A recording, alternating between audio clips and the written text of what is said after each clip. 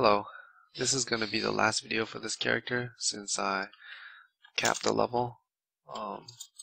Slash played 5 days, 5 hours, and deaths 18 times. So in this video I'll just play a quick map and show you guys what it's like. And I'll talk about the overall experience I've had with the character and how I really feel about it.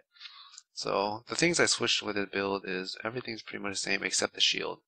The shield I switched to a more defensive option for the last level because I really didn't want to die at all. So skill tree I just put into the energy shield, use energy from within, and drop my damage a little bit more so I could be more defensive and tanky. Before the last level I had around 11k and 900. So I had that kind of ES and I made it. So overall the character is alright. I would rate it not like really the top 4 or 5 builds. It would be like a notch below. It's like acceptable, but I wouldn't play it again. That's my overall feeling about it. And the more detailed explanation is the reason it's not good is because it's just mainly melee.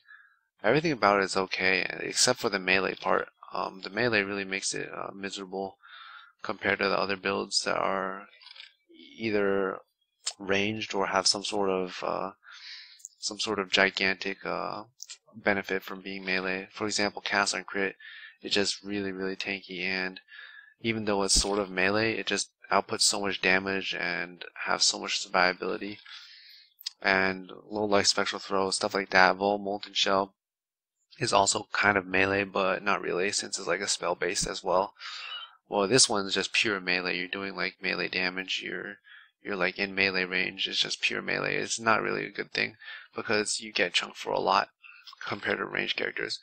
But the other like bad things about it are it's like extremely expensive.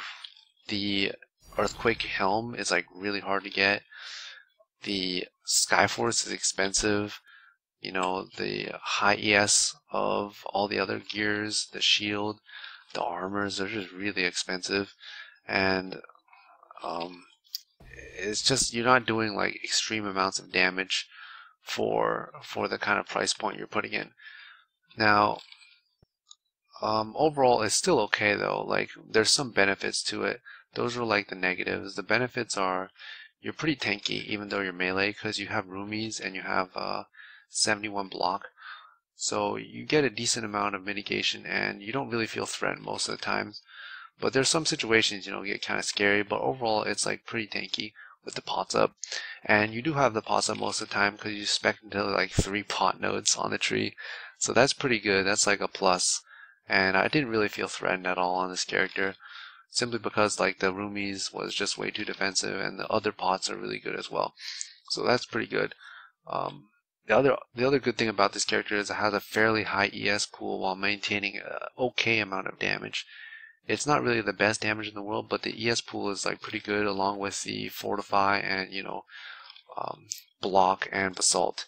So the damage and survivability ratio is like acceptable. I wouldn't play it again if you were to ask me. I'm just never gonna play this kind of build again. I did have like a melee itch to satisfy, but I think I hit it now, and I don't really feel like playing melee anymore. There's other like really annoying parts like that I don't really consider a big deal, but they kind of irritate me, like the earthquake mechanics. You either have to hold shift or you have to click like really close to your character, because if I click like far away, it runs to the space you clicked before it actually does the earthquake. And that doesn't seem like a big deal, but like when you're like trying to minimize your time and you like click a little bit, just a little bit too far away, you see your character slams after walking just a tiny bit, and that's really irritating. Either that or hold shift, which is also irritating because you have to hold a separate button. So that's like the small negatives for this character that really like annoy me when I'm playing. And overall, you know, like I said, I wouldn't play this again, but it's an okay build. It's not terrible and it's doable. It's just really expensive, and Once you get the price point down, then the build's like somewhat okay. So if you're feeling like you want to play like a CI melee build, this one's not too bad, especially since varunastra takes advantage of all the stuff on the tree. Maybe you won't be able to do this kind of stuff in the future because Perandus is where this weapon comes from. So it's a league specific one. So in the future, maybe it won't be in Perandus League, or maybe this weapon will be harder to get. So keep that in mind when you're considering doing this build. Overall, I had quite a bit of fun. And that's it. On to the next character. See you guys next time.